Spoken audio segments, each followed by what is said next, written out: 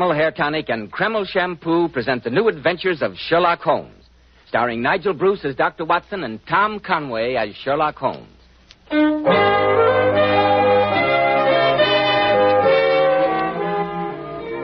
now for that pleasant moment when we pay our weekly visit to Sherlock Holmes' celebrated friend, the eminent Dr. John H. Watson. Good evening, Mr. Bell. Come in and sit down. I thought you might have forgotten your date, Dr. Watson, when I saw that your door was closed. Not at all, my dear fellow. Rather the opposite. I'm afraid I neglected to keep an eye on the time. I was so deeply engrossed in searching through my files. With satisfactory results, I trust? Well, I hope you will find them so.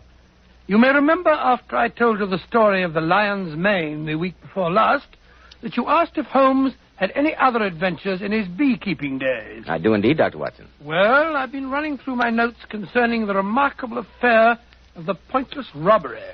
And I think you will find it thrilling enough to keep you on the edge of your chair. I'm sure we all will, Dr. Watson. But first, men, I'm sure you'll be interested to hear why Kreml Hair Tonic is preferred among America's most prosperous and successful men. Kreml keeps hair handsomely groomed from morning until night, just the way you combed it in the morning. Kreml contains a special combination of hair grooming ingredients which is found in no other hair tonic.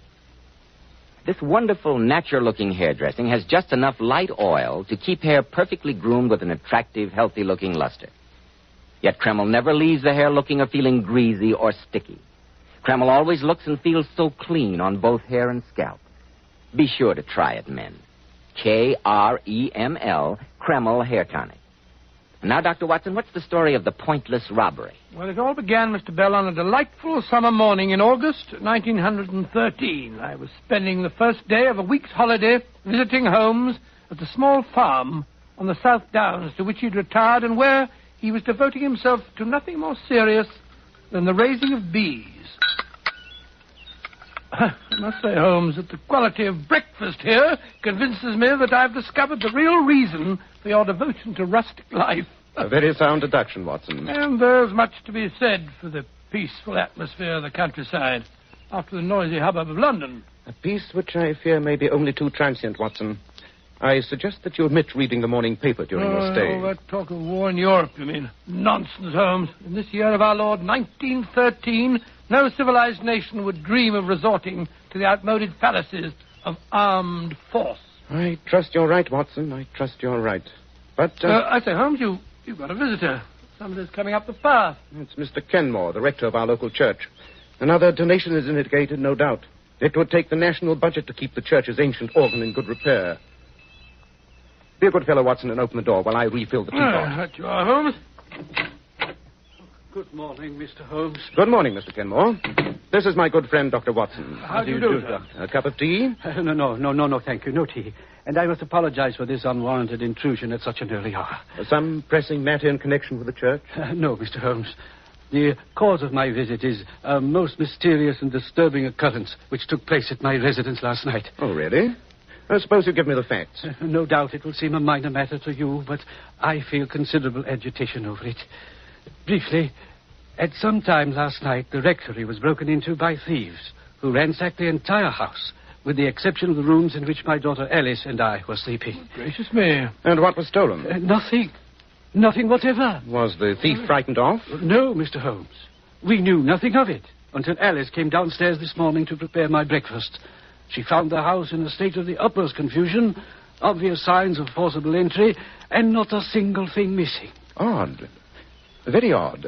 I hesitate to ask you, Mr. Holmes, to concern yourself with such a trifle, but you know our worthy constable, Tom Wilson. Yes, an excellent man when it comes to unlighted bicycle lamps, but beyond that... come, Watson, let's accompany Mr. Kenmore to the rectory and see what we can discover.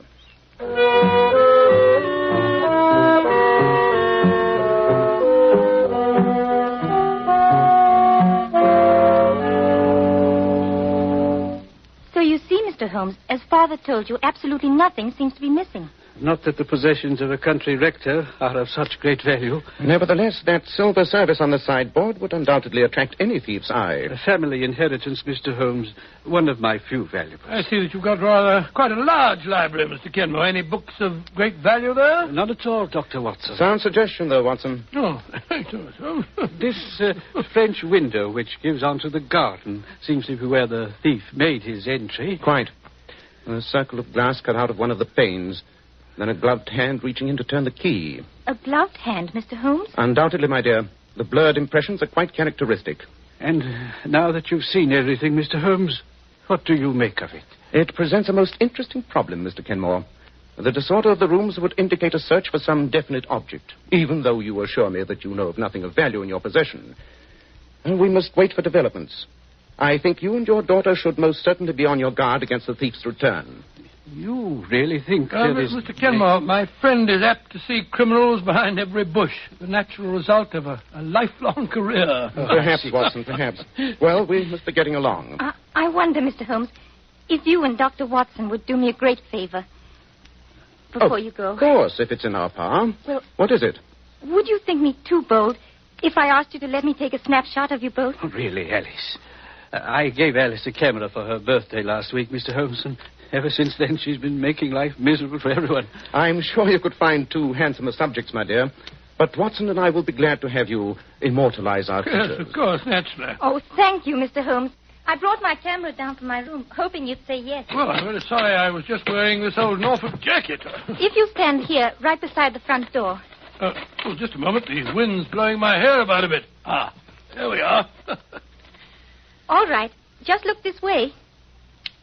Fine. Thank you so much. I hope you'll spare me a print or two if they turn out, my dear. I'll be very glad to. As a matter of fact, that was the last picture in the roll. Now I can take it down to the village and have Mr. Dilworthy, the chemist, develop it for I me. say, we're passing by the chemist's shop. Can't I drop it off for you? Thank you very much, Mr. Watson. That's very kind. Here it is. And thank you again, Mr. Holmes, for your kindness in troubling yourself with my problem. Not at all. And remember, Mr. Kenmore, be on your guard against a return visit.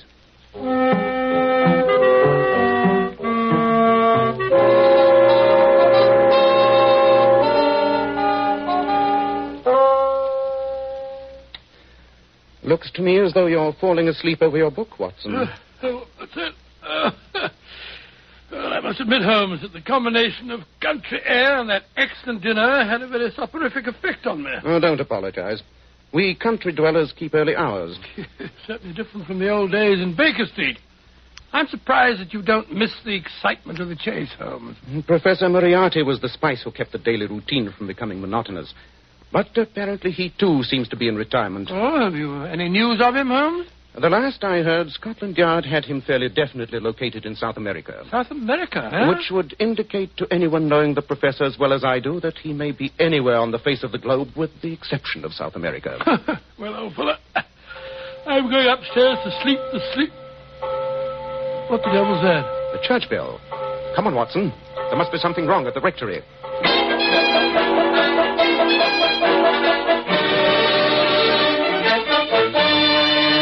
And I thought the quickest way of raising the alarm, Mr. Holmes, was to sound the church bell. Very wise.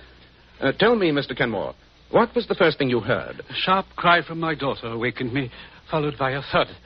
I rushed into her room and found her. Well, she'll be all right, don't you worry, Mr. Kenmore. I've had to take several stitches, but she'll have a slight concussion for the next few days. But there's no cause for alarm. Oh, thank heaven, Doctor.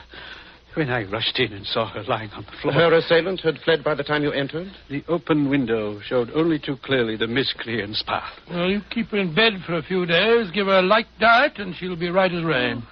Oh, that face, the window. Well, she's semi-conscious, poor girl, to be quite expected after such a blow. No, don't touch me. Please. It's there on the shelf. No. The sleeping draught that I gave her will take effect soon. I blame myself, Mr. Holmes, for not having paid more attention to your warning. But That's of no importance now, Mr. Kenmore. What's that? Someone at the door. Pardon me. Wilson, high time you got here. You received my message? Oh, take your message as it's brought me here, Mr. Kenmore. We're the constable, Watson. There's been worse things happening in the village. What is it, Wilson? Oh, Oh, good evening, Mr. Holmes. Oh, there's fair devil's work afoot tonight. Oh, come, my man. What's up? Well, it's Mr. Dilworthy, the chemist. Well, what about him? In his rooms where he lives, back of his shop. Dead. Oh, Lying there on the floor with his head crushed in something savage. Dilworthy? Oh, horrible. Some prowling thief. No. Oh, no, sir. With the cash box sitting there in plain sight, with £4 and some odd shillings plain to see and not a penny touched. Dilworthy. Wait a moment. The ransacking of this house, the attack on Miss Alice, and now this. There's only one common denominator which applies to all three. I don't understand, Mr. Holmes. That film from Alice's camera, Watson. After we left here this morning and went to the village, you left it at Dilworthy's? Of course, it's got a... Oh, matter of fact, Holmes, I'm afraid I forgot all about it. Here's the roll in my pocket. I must apologize to Miss Alice. Not a bit of it, Watson. What do you mean, not a bit of it, Watson? I'm convinced that roll of film holds the solution of the mysterious events of the past 24 hours. And due to your convenient lapse of memory, we are in possession of the prize. But what prize are we in possession of? That, Watson, remains to be seen. Come, we just have time to catch the late train for London. A visit to Scotland Yard's laboratory will reveal the precious secret which that film is evidently concealing.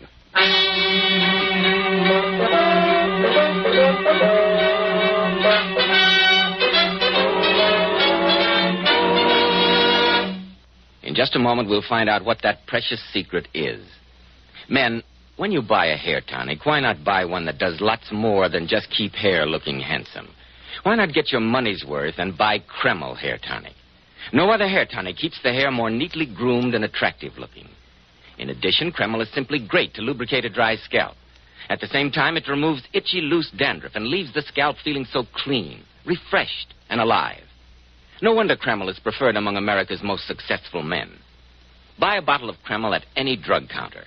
Ask for an application at your barbershop. Use this highly specialized hair tonic daily for better groomed hair, a more hygienic scalp. Kreml. Kreml hair tonic. And now, Dr. Watson, what did you discover on that precious roll of film which had already caused the death of one person and a murderous assault upon another? Well, as soon as we reached Scotland Yard's laboratory, Holmes wasted no time in getting permission to develop the photographs. Just hand me that second tray, will you, Watson? The one this side of the red lamp. There you are. There. That does it. Look, Watson. The images are starting to appear. Oh, I'll take your word for it. That red lamp gives about as much light as a glowworm. Sorry, but that's all we can use until we finish the development. Look, Watson. They're coming much more strongly now. Yes, I see. That seems to be a picture of the rector. Doesn't look to me as though that were worth committing murder for. There are 12 pictures on the roll, Watson. This next one seems to be a somewhat out-of-focus picture of the directory. That third one, sharper. Evidently a croquet match. You're quite sure that we haven't gone tearing off on a wild goose chase, Holmes? Impossible, Watson. All the evidence indicates that this film must have been the objective. Ah, now that looks more interesting. Two girls on the beach in bathing suits. I say, Holmes. What? That girl on the left's got a fine figure, eh? Undoubtedly. But the composition is not improved by those other people in the middle background. I think that... Watson, hand me that lens. The large magnifier there. I thought you were displaying a cavalier lack of interest in such a shapely young lady. Well, I trust it's repaying your intense study. Look, Watson. Look here. Examine it closely through the lens. Well, a daring bathing suit, I must say. Has no sleeves. Not the girl, you idiot. What? The girl? The two men in the background. Oh. Take a good look at that one on the right. Oh, there's certainly something familiar about him. Holmes, it can't be. But it is, Watson. Beyond any shadow of doubt. Professor Moriarty himself. And no nearer to South America than the beaches of England. But I don't see why Moriarty should have been so anxious to secure this film. After all, Holmes, there's nothing particularly damning in a photograph of two men seated on a beach. When one of them is the world's most notorious criminal, and when he's quite ready to commit murder to regain the film. Watson, ask the inspector to call us a car. Where are we going? You and I and this precious film are paying a visit to Sir Edward at the Foreign Office at once.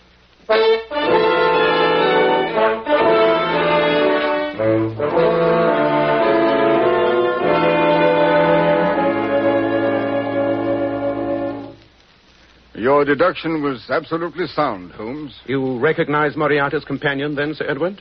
Beyond any question. He goes by many names, but our files would indicate that the real one is von Schäling, probably the cleverest among the senior members of the Imperial German Secret Service. Good heavens, a spy. Yes, precisely, Dr. Watson.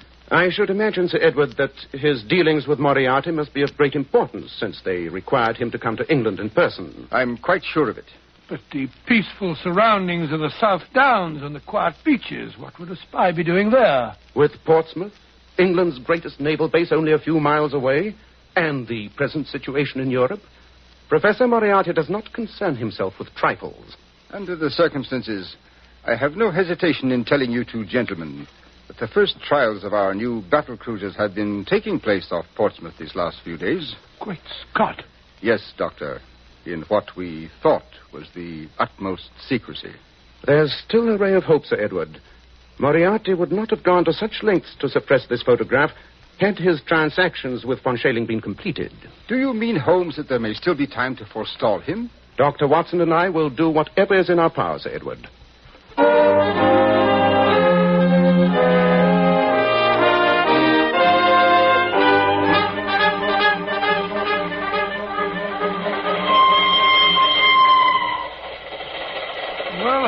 Judging from the sudden change in your expression after your silence this past hour, you've evidently had an inspiration. We must bait a trap, Watson. And that film must be our bait. Professor Moriarty must be in a fury at his bungling subordinates, who have twice failed to recover it. If I know the professor, he'll make the next attempt himself. Well, you can't take an advertisement in the newspaper, Holmes, to lure Moriarty into a trap. If Alice and her father will cooperate, I have a method that is better than any advertisement. Oh? What's that? Evidently, Watson, you're not acquainted with the post office and the postmistress of the average village, to which Falworth is no exception. She fills the function of a town crier with the utmost efficiency. She will be our advertisement.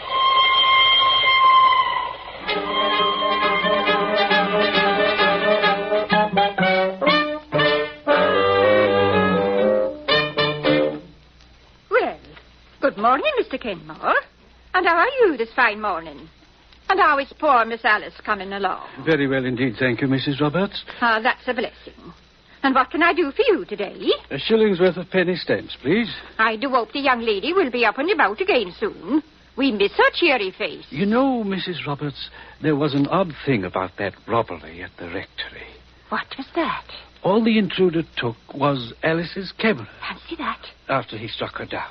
Not a very valuable bit of loot. No, indeed. Alice is glad she happened to remove the film that very afternoon. It's still on the library desk. Is it really now? I must remember to have it developed. Well, it's a mercy that nothing worse happened. Oh, I almost forgot. Here's your stamps, Mr. Kenmore.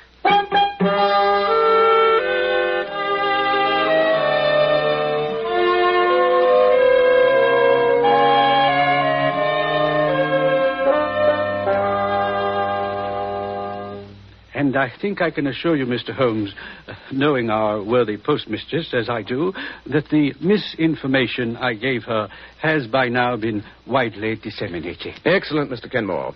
And I appreciate what you and Alice have been willing to risk on behalf of your country.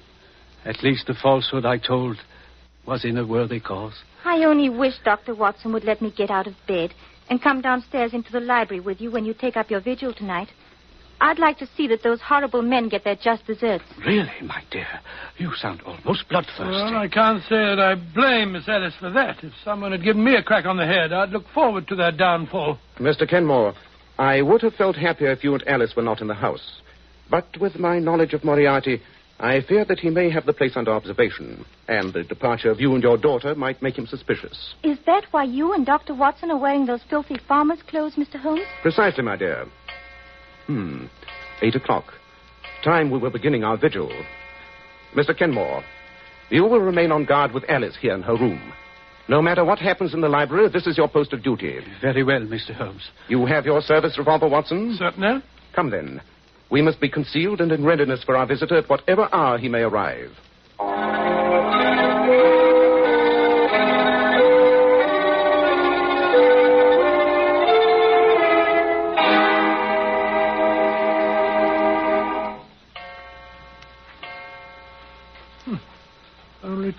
o'clock.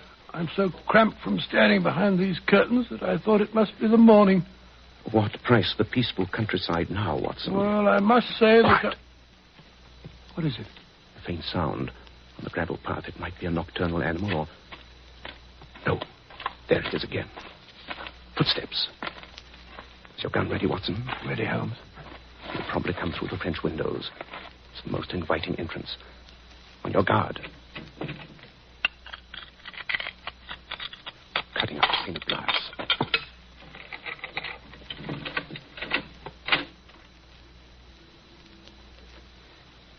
Don't move. We've got you covered. The light switch, Watson, with your left hand. There.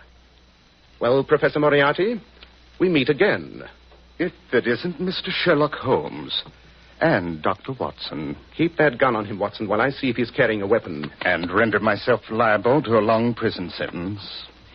My dear Holmes, your retirement to pastoral pursuits must have impaired your reasoning powers. It's all right, Watson. He's unarmed. You can lower your hands now, Professor.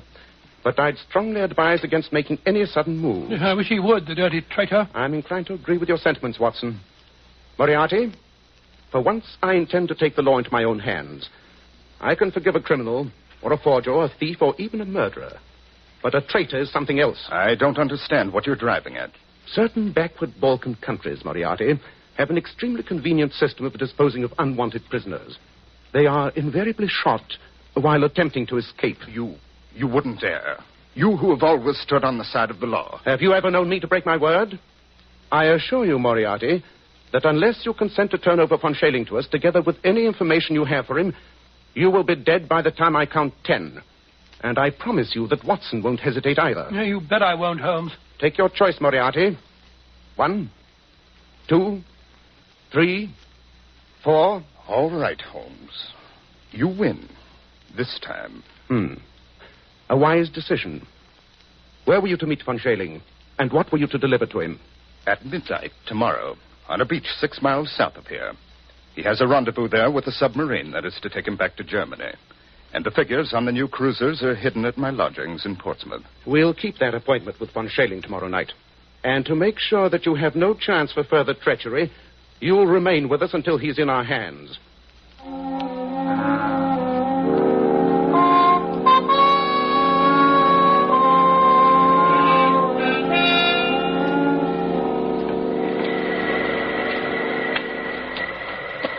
This is the spot, Professor Moriarty? 500 yards south of the abandoned dock, yes.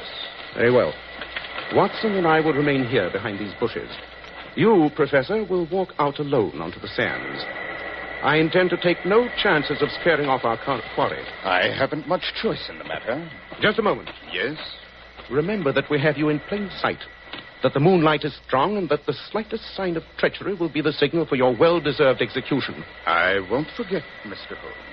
I hate to think of his going scot-free, Holmes. You cannot hate it more than I do, Watson. But letting him go free is a cheap price to pay for the scotching of his plans and the capture of von Schailing. Here comes a car. This must be von Schailing. No one else would be on this deserted road at this hour of night. Oh, the car's stopping. Well, there's only one man in it. He's getting out. It is von Schailing. Ah, Herr Professor. I knew I could depend on you. Right, Watson. Put up your hands, you. The devil... Look out, Watson! Quick work, Watson. Oh, curse you, Moriarty. You have betrayed me. Precisely, Herr von Schailing. But why should the fact that a traitor will engage in a double betrayal surprise you? He'll be all right, Holmes.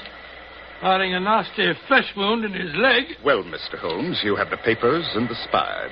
I've kept my part of the bargain. Now you keep yours. Don't worry, Moriarty, I shall. But you can count yourself lucky that the stakes for which we were playing were far more value than your traitorous life. I promise you that next time we meet, you will pay your long overdue reckoning. I shall look forward to it. Au revoir. Till our next meeting. What infernal cheek. I hate to see him go free. No more than I do, Watson. Well, at least we've had the best of the bargain. Now let's load our prisoner into the car. And who are you, anyway? The devil? Oh, hardly so eminent a personage, von Schailing. My name is Sherlock Holmes. So, I might have guessed. Oh. He's fainted. Just as well, perhaps. Here, Holmes, we'll put him in the back seat of the car.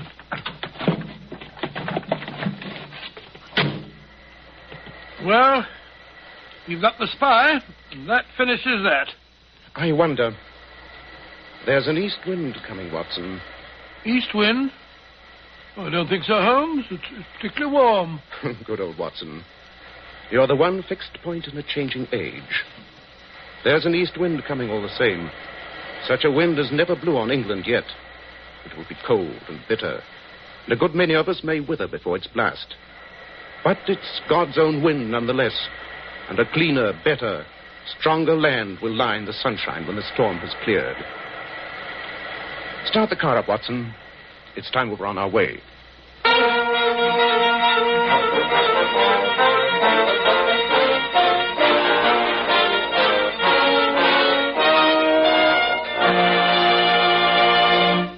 And now may I introduce one of the outstanding authorities on feminine beauty. He is John Robert Powers, who has received hundreds of thousands of requests from girls all over the country, girls wishing to join his exclusive Powers Girls. And now, especially transcribed, Mr. John Robert Powers. Good evening, friends. I'm very happy tonight to bring along one of my very attractive Powers girls, Miss Pat Fordyce. And maybe we can coax Pat to tell us what she considers one of the most important requirements of a Powers girl. How about it, Pat? Well, I think one of the most important requisites is lovely, shining, bright hair. Hair that reflects natural, glossy luster and highlights. I certainly agree, Pat. And I heartily agree with you about using Kreml shampoo. Yes, Pat, I advise all my Powers girls to use Kreml shampoo. In my opinion, no other shampoo leaves the hair more radiant with such natural gloss and highlights. Why, I've interviewed hundreds of girls with beautiful faces, but with such dull, lifeless-looking hair. Then after using Kreml shampoo, what a difference. Their hair emerges a vision of shining beauty. I love its rich, velvety oil base, too. A very good point, Pat, because this oil base actually helps hair from becoming dry or brittle. Kreml shampoo also whips up a wonderful, luxurious, active foam, even in the hardest water. Yes, Pat, to glamour bathe the hair, you simply can't beat Kreml shampoo. And I sincerely recommend it to every girl who is discouraged about the way her hair looks.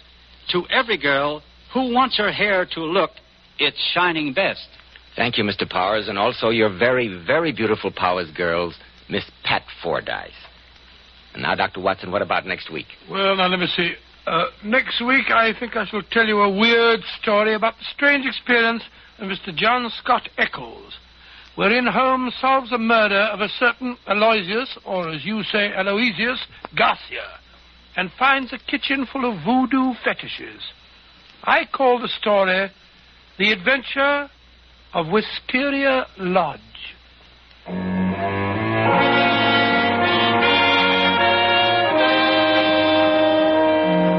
Tonight's Sherlock Holmes adventure was suggested by an incident in Sir Arthur Conan Doyle's story, His Last Bow.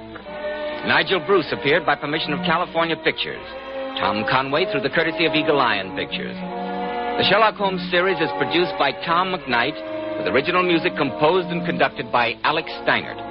This is Joseph Bell, speaking for Kreml Hair Tonic and Kreml Shampoo, and inviting you to listen next week at this same time, when Dr. Watson will tell us about the adventure of Wisteria Lodge.